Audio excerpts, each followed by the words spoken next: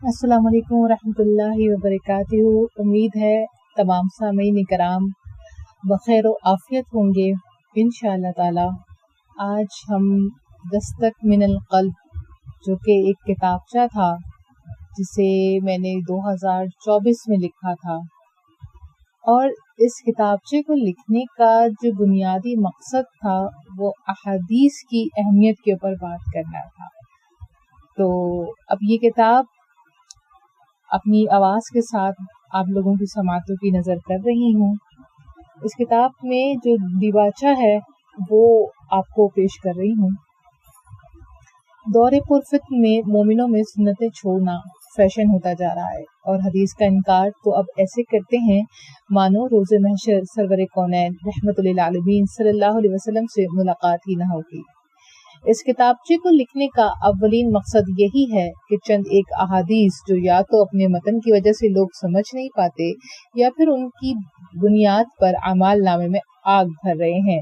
پہلے لوگ حدیث سے انکار کے لیے وجہ پیش کرتے تھے کہ ہم فلاں حدیث کو اس کے ضعیف ہونے کی وجہ سے نہیں مانتے، لیکن آج زبانوں پر اتنی تری ہے کہ یہ ہولناک الفاظ بھی نہیں ٹھہرتے کہ ہم اس حدیث کو نہیں مانتے معذاللہ۔ یہ یہودیوں کا چلن تھا کہ جس حوالے سے سورہ البقرہ ان کے اس مزاج کا ذکر کرتی ہے وہ یہ تھا کہ وہ اپنے مرضی کے احکامات پر عمل پیرا ہوتے تھے جن سے اس موجودہ صورتحال میں انہیں فائدہ نظر آ رہا ہوتا تھا۔ ہم بھی ان کے نقش قدم پر چل پڑے ہیں جہاں اپنی مرضی سے قرآن و حدیث کا استعمال کرتے ہیں۔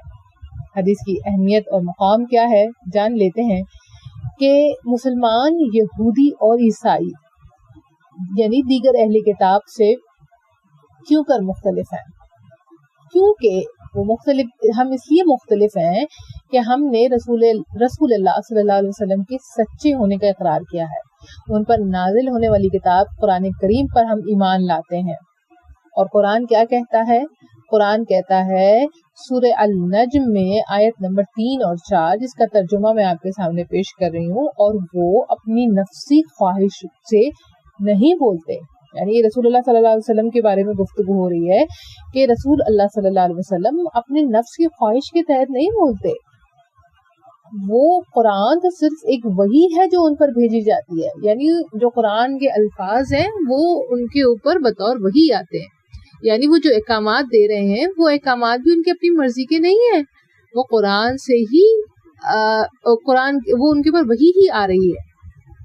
تو قرآنی آیات جو ہیں وہ وحی متلو ہیں، اور جو احادیث ہیں وہ وحی غیر متلو ہیں، یعنی وہ بھی من اللہ ہی ہے، اللہ کی طرف سے ہی ہیں، تو ان کا انکار نہیں کیا جا سکتا۔ ہاں، حدیث کی صحت پر ہم بات کر سکتے ہیں کہ وہ فلانی حدیث جو ہے وہ حسن ہے، وہ ضعیف ہے، یا اس طرح کی ہے، ٹھیک ہے۔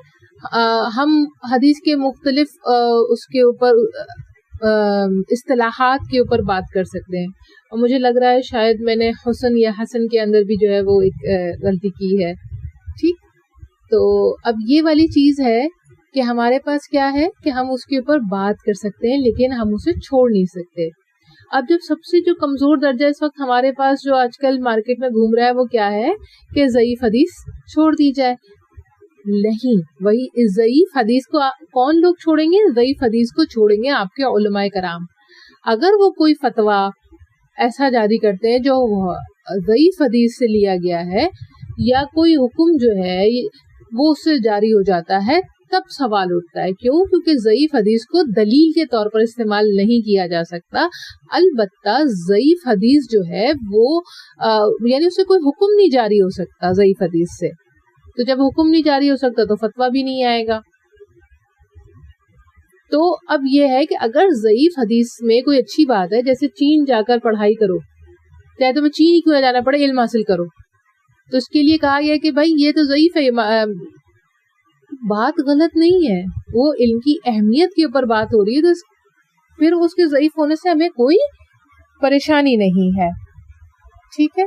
تو اب ہمارا جو آج کا ابتدائی سیشن تھا ہم اس کو یہیں اختتام پذیر کرتے ہیں، اور 4 احادیث ہم نے اس کتاب کے اندر منتخب کی ہیں۔